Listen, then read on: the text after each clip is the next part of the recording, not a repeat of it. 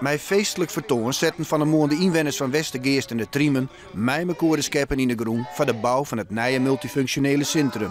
Een investering van €4,5 miljoen. Hoewel de woningbouwcoöperatie Woon Friesland haar als yield zitten we Romluts, zette de gemeente net systeemde de financiële risico's dochs terug. De dekking is dat de gemeente had instemd met een krediet, dus in die zin geen probleem. We zijn wel douane met het dorp om op een paar punten die het inbracht worden in de financiering, om daar te zorgen dat we tussen nu en jaren die financiering krijgen.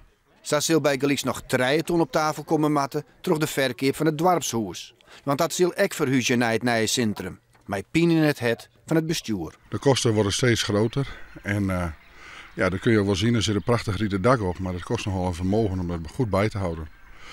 Dus hebben we gezegd van nou, wat gaan we doen, wat moeten we doen? We moeten toch zorgen dat we als dorpshuis voortbestaan.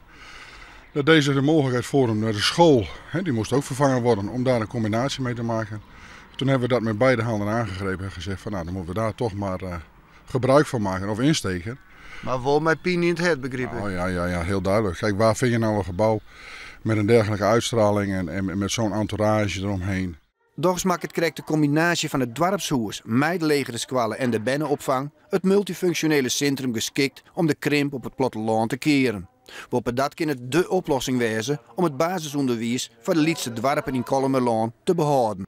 Zo'n multifunctioneel centrum, een brede squalle, kan een oplossing wezen om inderdaad ervoor te zorgen dat je ook christelijk onderwijs houden op het dorpen. Nou, er is sowieso een trend waar je toch bundeling gaan willen. Wat er hier gebeurt is dat aan zijn band de hele dag je plak gaan kennen. Dus ook voor ouders die het werkje en het goede aanbod wat je aanbeen wordt, is dat een interessante ontwikkeling. En ik sluit net uit dat we in de toekomst in Kolmerlaan, maar ook in West-Friesland meer van dit soort plakken krijgen. Het multifunctionele centrum Westergeest de Triemen moet door een ier kleerwijzen.